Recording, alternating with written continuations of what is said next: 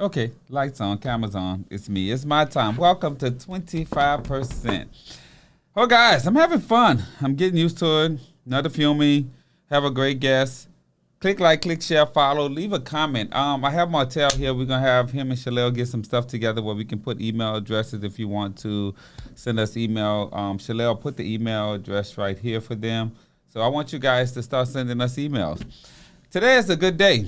I'm feeling better as a business owner. I try to bring my journey on with you all to let you know like how it is as being a boss, how it is mentally, how it is, because some days I don't feel like being bothered. I ain't gonna lie to y'all. But today I did a lot of stuff that was outside of the office, and it wasn't business related, but it was personal stuff. And I wish I would have took today off, but it's like I kind of forced myself off, but I still had to come back to film. So I'm thinking going backwards and forwards, should I take a day off during the week? Because it felt good to do those things. It felt good to get out and just go have lunch and just chill and not think about work. But reality hits. I had to sit back in traffic for an hour to get back to work. So I want you guys to understand that being your own boss isn't easy. And you're not going to always be emotionally ready to go. It's like working out. People say they get into being owning their own business because they want to make money, but I had employee problems today. I had client problems today. I told you guys, I'm going to keep it 100. Was the client right? Yes. Did I have to listen? Yes. Did I want to listen? No. But I had to. But I had to cut them off at some point because it can be overbearing and it can ruin your day. It can ruin your mood. My employees, I had each other's throat. But that's business. It's like having now, and when you have two employees, and I want to share this with you, when you have two employees that are at each other, no bloopers. Well, it is bloopers, but there's no editing.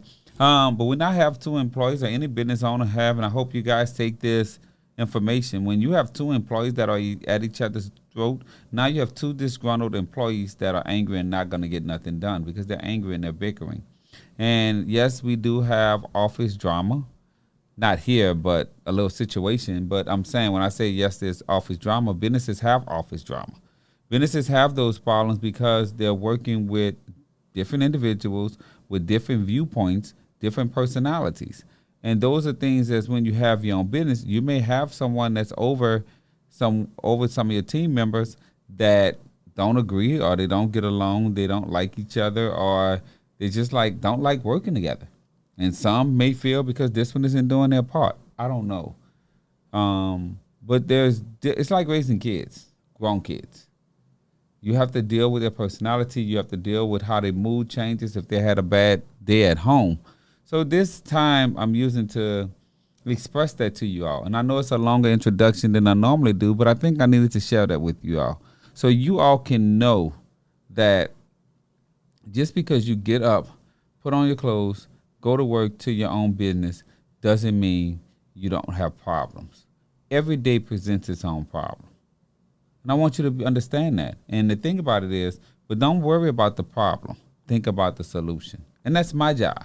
I have to come up with the solution. Oh, I smell good. But that's me. But I have a great guest. I'm not going to hold him all day while I go on my soap opera box. I guess that's what they say. But I'm not going to go all day with that. I want to get him involved in the podcast. I want you to introduce yourself, where people can find you, and, let us know what you got going on. So welcome. Okay. I'm happy to be here. Well, my name is Clinton McCoy. I'm the owner of Diverse Styles Marketing Group. It's a small marketing and media agency where I help focus on helping Black entrepreneurs, Black coaches, authors, and trainers make money from what they know and what they've been through and creating passive streams of income from that. I also have my kind of passion project that's really at the core of what I do. It's called A Black Man Inspires, where it's really about the personal development because you can learn a lot about business, but to kind of really be successful when success is defined by more than money, personal development is key. So I have that, and I'm actually focusing a lot on that project now. And I can be found at ClintonMcCoy.com clintonmccoy.com. You can type me in, and it'll connect you to my different social media platforms. Okay. So this is something. I'm a person that loves helping everyone. I love helping every individual. And like I said, this isn't no filter. We didn't practice implying this. But a question I'm about to ask you, and I don't know if it's a comfortable question or it can be uncomfortable, but it's going to be about business. It's going to be about what you just said. So I'm just giving you that disclaimer right now. So I'm a person, my favorite quote is, to whom much is given, much is required. And I kind of disagree when people always says they want to just help black people. Why is that? Like, there are other people and other ethnicities that's out there that needs your help and that needs your assistance and need what you bring to the table. And I'm more than sure all the information and what you have is valuable. So why do we limit it to only our people? Why don't we help everyone? Well, from a marketing perspective, trying to help everyone is not a good marketing plan, especially if you don't have the budget for it. That usually requires a mass marketing budget where you can reach a lot of people. But if you really want to find the faster path, an easier path to making good money, you're going to want to niche yourself down. So I didn't say just black people. My thing is that's my focus because that's my target audience. That's where my niche is. Those are the people that I can speak to from a place where we have more commonalities in our cultural development, our historical development, and our reference points. So that's why I target that audience. If someone else is wanting help that I provide and we're fit, then I could do that. But that's just the same as I don't have a political affiliation, but let's say if I had a Democratic affiliation, would I be trying to go out and help Republicans and the Green Party and communists? Yeah, it's possible, but you're going to get a whole lot more no's than speaking to people that's hearing what you're trying to say. I get that, and I understand that. Thank you for articulating that in very such detail. But so what I'm hearing is not the passion. You're doing it for your marketing strategy. And I just want to make sure we're clear because to me, even though as being an African-American male, I still think I'm a person that loves everyone. I don't see in which, of course, we're going with an era now where there's now bringing racism stronger back than ever.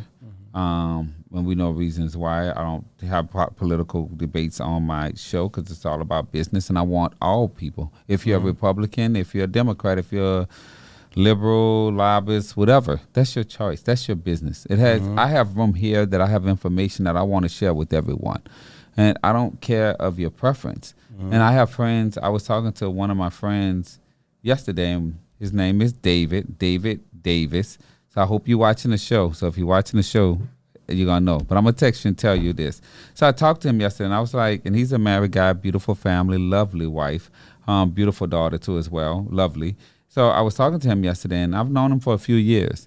And while we were having lunch, even though discussing business, having fun time, I told him, I said, you know what? Thank you for being a great, awesome guy to me. Thank you for being a friend. Thank you for being magnificent. Thank you for being having a welcoming spirit and the person that you are. And I normally don't talk about my sexual preference because I don't like to wear it as a badge of honor. And I'm not saying it's not, but I think that's a little bit detour. But as my lifestyle has been an openly gay man, so I don't think, most people, it's not socially accepted. And most people don't welcome you. And it feels good to genuinely have those conversations with people where they're welcoming you. So, and the thing about this is that I don't like limitations. I don't like barriers.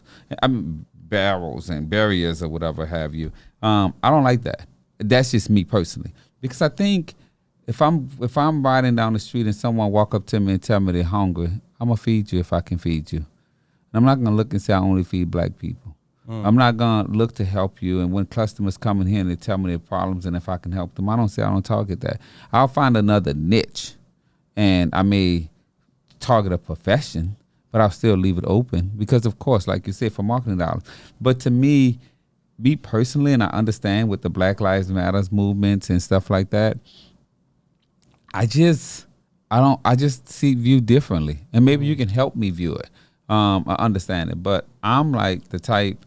I just think I love all people because I want everybody to love me, and I want everybody. If I come to you for help, I want you to help me, and I don't want you to turn me away because of my lifestyle. I don't want you to turn me away because of the color of my skin.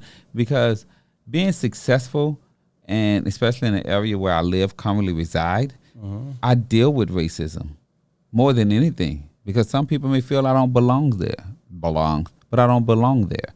And I still experience it in 2022, and it hurts my feelings. So if I was someone to hear this, I would be hurt. Because like, why not me? And especially when we teach our children to love each other. Close our eyes. Well, to be honest with you, I don't have the capacity to love everyone. Oh, I'm sorry. I don't have the capacity to love when not loved back. Now, do I have the capacity to respect someone else's happy? Of course I do. Do I have the capacity to respect someone's choices that does not get in my way? Yes, I do. But if you're getting in my way, I'm very mission driven. I'm very purpose driven. If you're getting in my way, you could be black, you could be hetero, you could be homo, you could be bi, you could be whatever, you could be Republican, you could be whatever. If you're getting in my way, then we have an issue. So, when it comes down to business, if people are looking for success financially, choosing the path of least resistance is going to be the smarter way.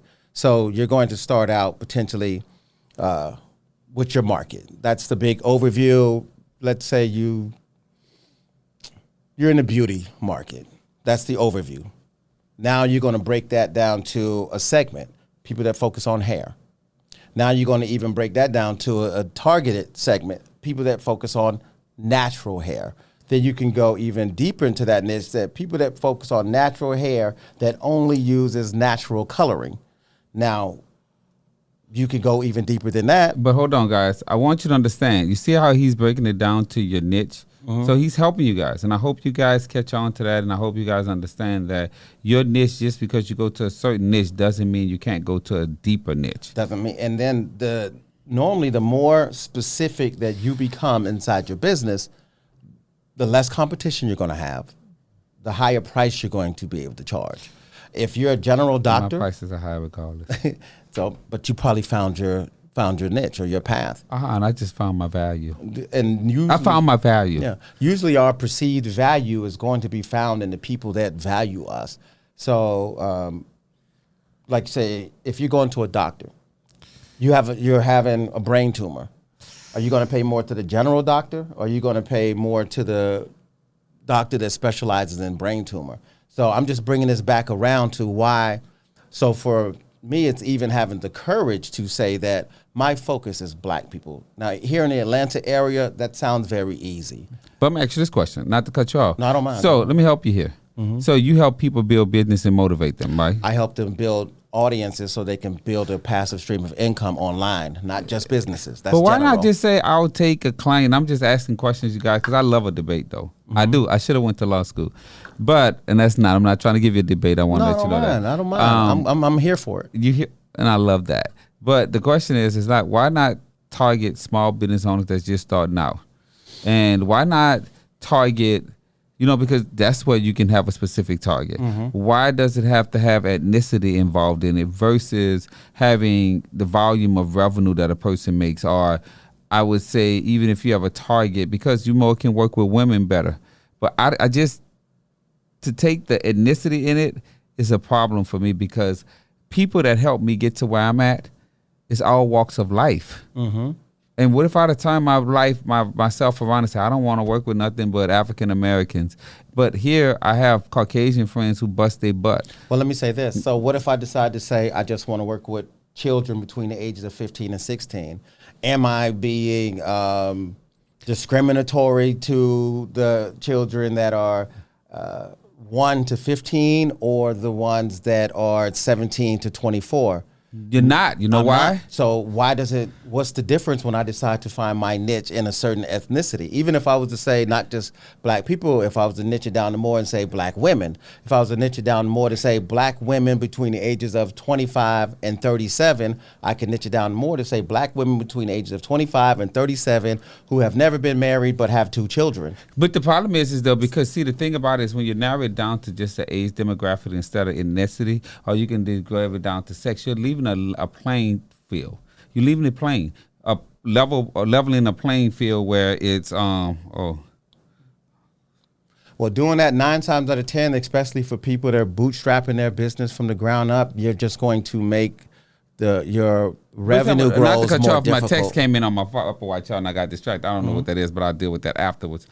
But the thing is, what I'm trying to get you to understand is like, at that moment in time, you're leaving it open to everyone in that age bracket. Because like if you're a kindergarten teacher, a kindergarten teacher can teach everyone that age, whatever ethnicity signs up at that school. But the way your messaging is going to be when you're deciding to be a kindergarten teacher, so she's a teacher overall with the ability to potentially teach multiple grades. But if you go in, I'm just going to speak like I'm speaking to everyone, and you're speaking to kindergartners, they're going to end up missing your messaging. So understanding who you're speaking to is going to allow you to have more clarity with your message. The clearer you are with your messaging. You can break it down. I mean, I like this. This is good, y'all. This is good. But you can break it down and says, I'm talking to kindergartens. I'm not talking to first graders, but I got to break it down to where I can relate to kindergarten. And also understand that every student that's sitting in a classroom don't learn the same. That doesn't matter at what level you are, what grade level. But when you have children that's potentially all in the same classroom, in the same grade, your teaching style can be more narrowed down and less stressful than thinking that, okay, this is K through 8. And I got them teaching to everyone. This is the same thing as breaking my message down. But the thing about it is you're welcoming everyone. You're welcoming of that age. I'm not welcome to everyone. Is not welcoming me. This is the reality. But you know, the reality. This is the reality of life. Just like a straight man, who I like to believe that I'm a masculine alpha man. You talking about someone or yourself? Myself. Okay. I'm glad you identified you're a straight man, though. Well, this is only for this conversation part right here. That being said, to some people will be offensive because they decided that I had to identify myself as straight. I had to identify myself as an alpha masculine man. To some niches and people, they're not going to like that. No, but your behavior, and that's personal. That's perfectly fine. Let me tell you something. But your behavior, to me, when I first met you, you were very firm handshake when I came in the door. But was I welcoming? Let me tell you something. You embraced me more than some people I've seen on the street. You did. I have to give it to you guys. When I walked in the room, he gave me a smile. I'm glad he said he was straight because I'd have thought otherwise. I'm just joking. But he welcomed me. And that I appreciate that. I'm grateful for that. I'm always grateful when someone welcomes me for me because I'm not a pretender. I don't pretend at all, under no circumstances. For one, I'm too old. And I have to give God thanks, not man. I have to praise and worship God, not man. I'm a God-fearing man, not a man-fearing man. I hope that helps. And then go over some folks' head. So what I'm saying is I'm glad you identified that. But the thing is that when you limit it down to ethnicity, I just think it's not fair. I just think when people do that, to me, you're just as bad as those that are. See, now you're potentially filtering what I'm saying through an emotional lens and not exactly. And I don't want to do that, and I'm glad you captured it. And through the words that I've actually said, because filtering it down, I didn't just say ethnicity. I didn't just say my niche is not just black people. Listen, if you're ignorant, if you don't want to grow, if you're constantly blaming other people for the position that you're in and not taking responsibility for your choices, if you're okay with being taken care of by someone else, I'm not talking to you. I don't care if you're black. I don't care if you're white. There's nothing wrong with that person if they feel like they're winning. But for what I'm trying to do my business for, what I've learned that my ideal client, how they look, this is how they present themselves. Not knocking anyone else for their choices, their belief systems. I'm not particularly religious, but I do not doubt someone who really has faith in what they believe in and it's making them happy. So this is why in my book, The Reverse I'm looking at that book. You see me looking at it. You was just something else. You was just a handful. Because you know what I'm going to ask you? Let me see that book. Give me this book, baby. My number one life-changing principle inside that book is perspective. So the reverse effect. I'm trying to give a little bit drama for your just book. Helping you out a little bit. He helping me read, but it is reverse. I like that. The word reverse is reverse. But this is the question I have for you. Let me be a little bit messy and shady. I don't mind. Only African American males can buy this? No. Only black males? Everybody welcome to buy? Anybody welcome to buy. So you know his target audience is that what you say your target audience is? Well, my target audience really statistically wise is African American women. Oh, you just a sexist. I'm just joking. Well, you know but what? You guys listen. You bought this book for me? Yes. So I built my program. Well, let me give you a little shout out. Yeah. All right, guys. So it's the reverse effect, the 7 life-changing principles. Everyone is welcome to buy this book. How to break the chains of your past so you can unlock the doors to your future. I originally wrote this book for ex-offenders, for people who's been in trouble, who's made a lot of bad choices inside life, but they want to get their life back on track, but they don't have a proving system that can work no matter what circumstances they've been through. What I found that my target audience at the time do not really buy books. They do not really read. So what I had to do is switch my audience to their aunts, their moms, the grandmothers, the girlfriends. Oh, you going and they turn out to be women. So they buy the stuff and they give it. They give it to the grandma is a woman. Yeah. But this is what I got. Chapter 7: self-acceptance. Self-acceptance is an individual satisfaction or happiness with oneself. Tell me about this chapter, because you know we don't have enough time to go through the whole book. Yeah. Self-acceptance is key to really being able to break the chains of your past and unlock the doors to your future, because before you can actually practice self-forgiveness, which is another life-changing principle, you have to first be able to accept yourself for who you are, not for who someone else said you should be, not for whatever type of relationship someone else said it should look like, not what someone else's happiness should be, not because your nature is bad by someone, whether from a religious, political, historical, stereotypical perspective. Once you learn to say, hey, this is who I am, and I'm happy with it, and I'm willing to move forward, you really start to harness a whole lot of internal energy to be able to shape the future that you desire. So self-acceptance is key. Before I go, and he said about going forward, so I'm going to ask him about chapter 21. But where can he get this book from? You can get the book from me on my website, clintonmccoy.com, or blackmaninspires.com. Okay. So it's available on Amazon, but I don't like Amazon. Shaleo is sitting back there, but I hope he catch on that he needs to put those down there when you give them out, to put the website. Blackmaninspires.com. Okay. So going forward, oh my gosh, I like this. And then they have objectives and perspectives in here.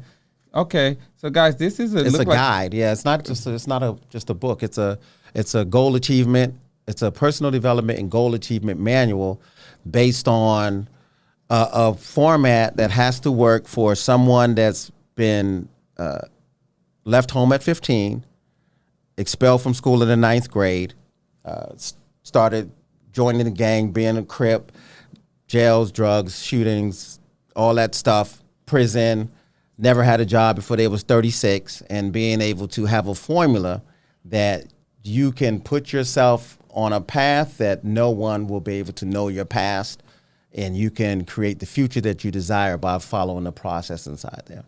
And that's your life. That's my part of my story. Wow. And that's amazing. And that's admirable that you came over there. What's a good quote? You guys, I'm going to hold this up again. The reverse effect, the 7 life-changing principles. I'm glad that you overcame everything. So question, what's your favorite quote that you go by? Everything you need is already within you. Bye. Well, it can be found in multiple places, but one of it's inside the Bible. You already have. And you say you're not a real spiritual man, but I said I'm not religious. Religious, yeah. Yes. But everything you need is already within you. It's already within you. And you know what the thing about that is, guys? He's correct. Everything you need is already within you, and all you have to do is just start. That 20% just start. That's what self-acceptance come in. Thank you. We're constantly conditioned with a lot of information from day one, and a lot of it starts with a bunch of no's, which in the long run limits what our true potential is from God.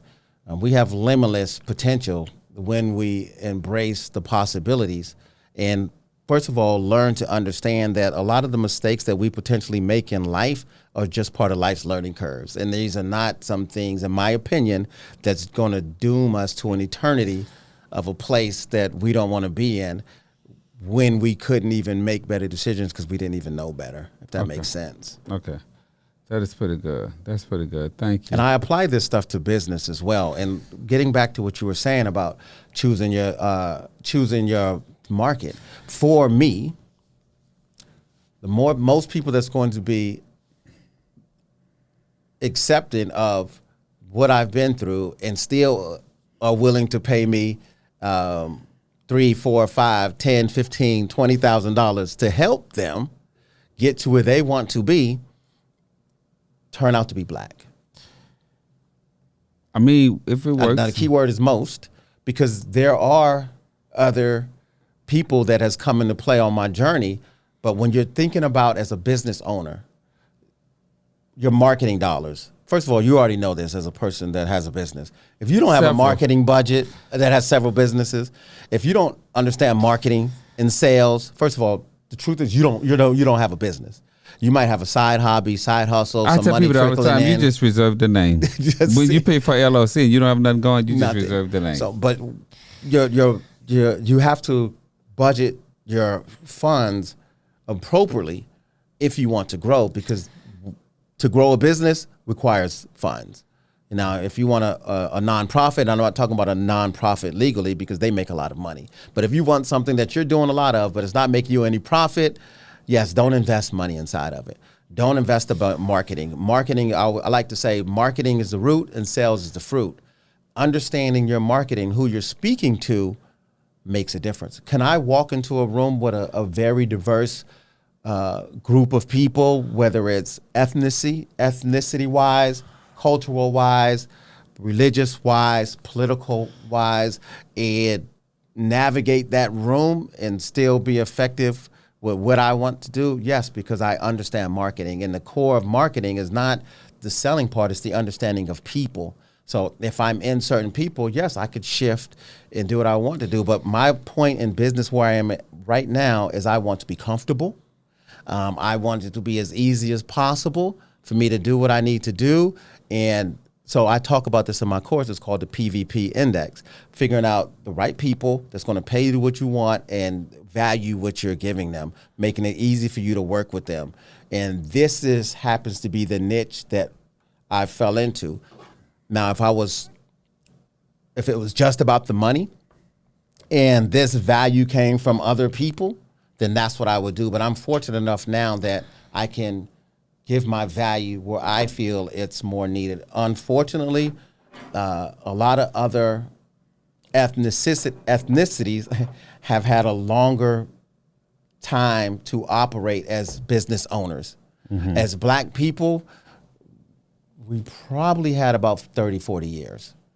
So we need more help, and we need the right help. We don't need the coaches that's telling us how we're going to make 6 figures in 6 months when you didn't have any money last year, and then how you're going to be able to do it online when you don't have an audience. So there's a lot of lies that we get told. But don't get me wrong. I do think that we are behind the 8 ball, and I do think that African Americans do need more help and more support. But I'm a person that love all, mm-hmm. and if a person, no matter ethnicity or not, I think if I can help them, I will. And I understand what we've been through because I go through it. I live it. Mm-hmm. And it's not like I'm judging or talking as a person out of sympathy. Mm-hmm. I'm talking about a person that has experienced it and has been refused and has been denied and have been turned around. And I've been through it. I've been through the ringer, and I've been to the part to where why me and the hold the head down and the disappointment and hurt. But, like Aaliyah said, if you fall down, dust yourself off and try again. See, now that's from business, from a personal level. I'm driving down the street. white person, something happens, car accident. Let's say this. I'm driving down the street, car happens, it happens to be a white person, and I can help, I'm helping. I don't care if they're Chinese or whatever. That's from a personal level. But from business-wise, I'm going to find the path of least resistance. Like we were saying before, I'm straight. If me and you out somewhere and we are, I don't want to say you're under my protection because you probably don't need that. I don't mind being protected. You want to be my protection? You want to be my shield? If we go somewhere, I'm not going to, I don't care if there are other black people just like me. If they're offending you, then I stand for personal rights. I believe for people's personal rights. I think you might have to do it. No, hold up. But on that note, when it comes to that, I got me. That's so. Oh, listen, I didn't want to make it seem like you couldn't. Oh no, but that's just what I would be. I would tell you to stand back. I'll take up for you before you have to take up for me. Then we'd be in there together. I don't mind rumbling. So I'm a mental, physical, spiritual warrior. It's easier for me to be in battle than it is for me to turn it down. So, but for where I'm trying to get to, those are one of the things that I have to try to tailor down. As a lot of times people talk about masculinity and femininity, and you'll have some women claiming that guys are telling them how masculine they are. And to me, it's kind of funny because masculinity unchecked is destructive. And if you don't have, I'm always choosing my words correctly. I'm gonna say 95% of the time, 99% if I don't know you. If you don't have a potential for destruction, you're not masculine. If you don't have a high natural ability for growth and nurturing, then you're not really walking in your feminine industry. You're not feminine. There's things in between. I'm just as flaming as they come when it comes to that part. Your smile is A1. Your smile. Well, I used to have 12 gold teeth. You know, I'm from New Orleans. And I grew up in the Miami area. Oh, okay. So that's very common down at 12 gold teeth. 12 gold teeth. And I was a kid. I wanted one. My mom told me to get one on the side, and I'm glad I didn't listen to her. Oh, man, I wish I didn't listen. I wish. But, you know, like I said, when you leave home at 15, when I say leave home, I mean leave home for real. It's not like you left home leave. At 15? Yeah. When I was telling you those things, those was me. So I left home at 15 and not like leave home, move in with girlfriend, break up with girlfriend, have to go back to mom, get a new girlfriend, move out, you know, then break up and have to go back to mom. That's what a lot of these young guys do, and that stunts their man growth. I know this is supposed to be about business, but baby, this is all about business. It's all about the foundation. Because get down to it, because sometimes we just go off the rail. Yeah, so the road, the but trip. When I say left home for real, it's like left home for real, for real. So to most guys, I potentially had a 10-year start on being an adult, even though it was a stupid choice, but I thought I was ready to be grown. Where did you go at 15 years old? Well, I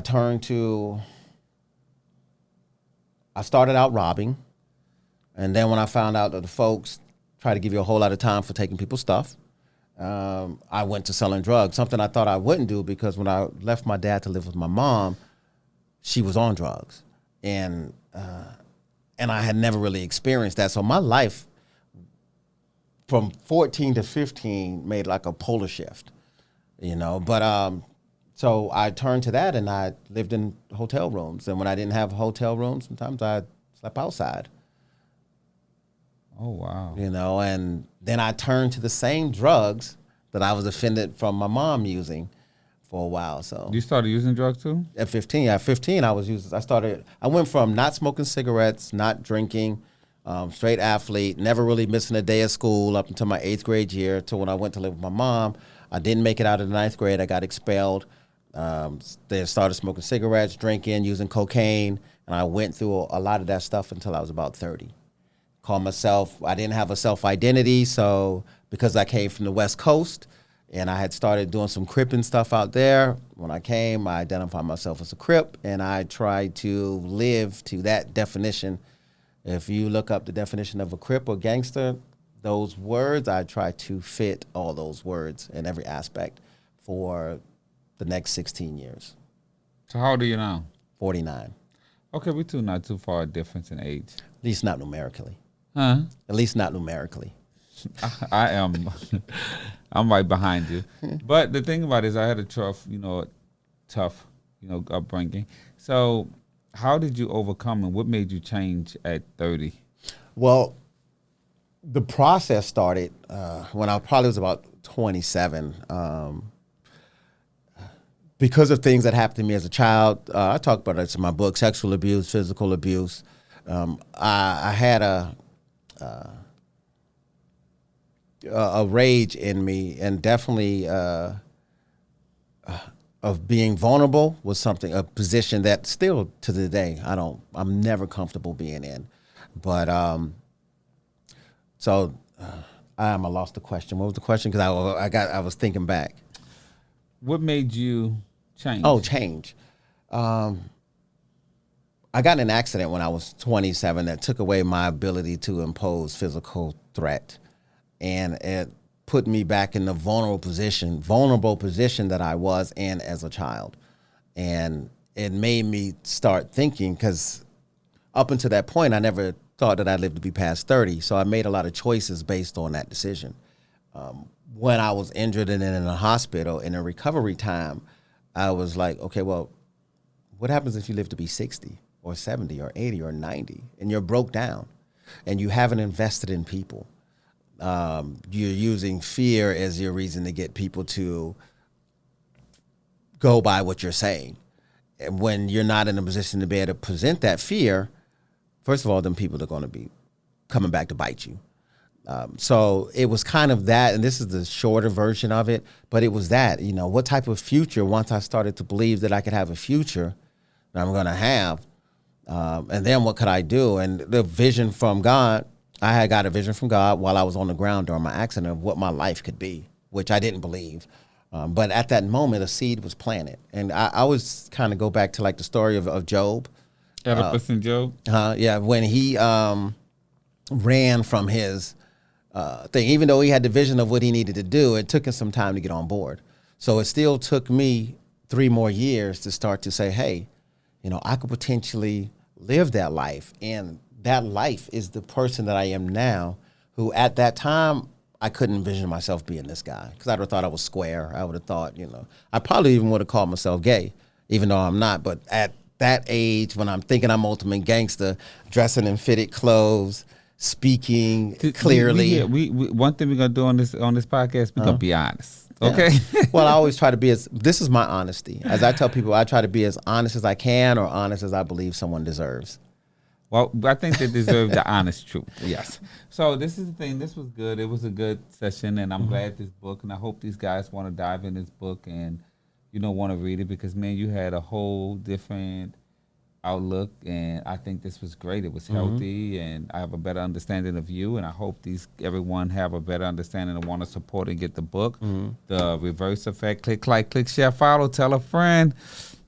Read the stuff below. Not Martell, Shalel get it to you guys. He's part of the team. So y'all got to look out for Shalel. Shalel, when you do the video, put your Instagram here so everybody can start following you, because I'm always reaching out to you. Say hi and just do the waving hands. Yeah. Yes.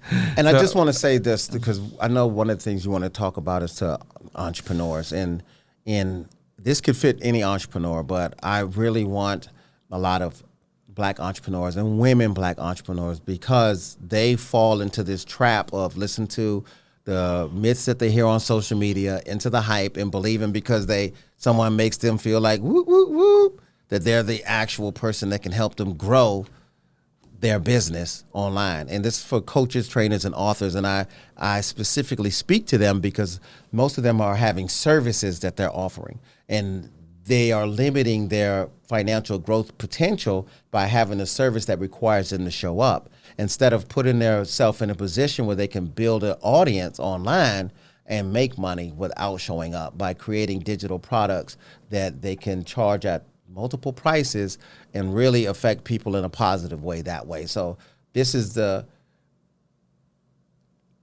like, I can't compare it to slavery, but it's just that dire how many entrepreneurs are getting fooled by the myths, and they're not willing to learn the business of what they do and still think that they can grow a business because someone told you, oh, call yourself a CEO because you think that you're going to be making money. When first of all, you're not a CEO, you're not even a business owner, because if you don't have enough money coming in that you can consistently employ someone else, technically you don't even have a business.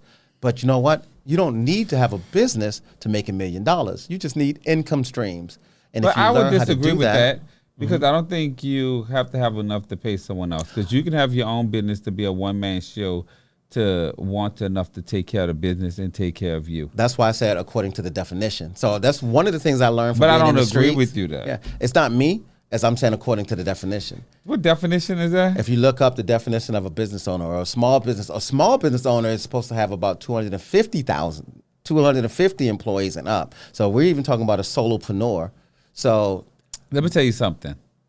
You are a business owner if you can open up your doors and make enough money to generate, to provide, to afford your business. Okay. And support your business and its expenses. All right. Because guess what? You are a business. That's a business, and you're an owner, and you're operating it to support the business. And you can go a step further to get enough to pay yourself. I think it's when people, if you don't put forth no effort, then I don't think it's a name with reservations. But I don't want to shine on people that are running their businesses and running the business and making the sacrifices, because what makes me a business owner, I sacrifice.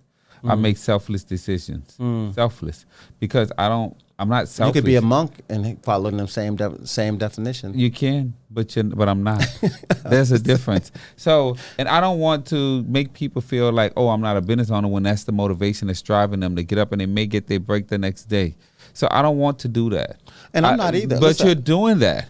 When Well- you're telling someone that makes it, like you're telling someone that starts their own business and say, hey, I want to start my own business and I'm going to make enough to pay me and to cover my business expenses and me. My attorney, who's my company attorney, you can't tell me he's not a CEO. Kevin Keneally, he's an attorney. He works from home. He has 0 employees, but he's been on my side as my company attorney for over 10 years now, 12 years. So you can't tell me he's not a boss. He chooses not to hire any other people.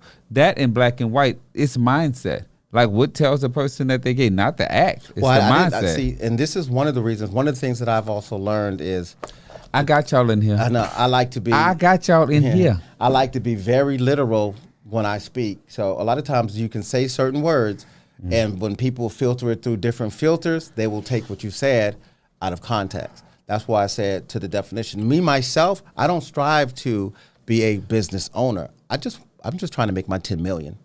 So I can exit, and those income streams can come from many different. Them 10 million is like $10 by the time nowadays, because you need more than 10 million to retire. Not if you are invested in a way that money can still make money off the money. What true capitalism is. So you have investments. Now you don't want to just say I got 10 million and I'm done, but normally the journey to having that amount of money means that you have investments in things that's going to bring you income while you're not showing up. Okay. So I like that. So it was great having you today. And guys, I want y'all to click like, click share, and I want you to follow them. Where can they find you at? Really, a Black Man Inspires. Okay. On YouTube. On YouTube, Black Man Inspires. Why don't you have me on your show? Why you don't have me on your show? I just heard about it when you reached out to me. Okay, so what that means, I'm getting an invitation? Yeah. I might do more shows. Yeah. I like to, from a marketing perspective, potentially polarizing dynamics provide for a lot of growth, because there'll be team you and then there'll be team me, and none of them really know you or me At all. Well, let's do it. Nice meeting you. Guys, click like, click share, follow. I hope y'all enjoyed this show. Peace out.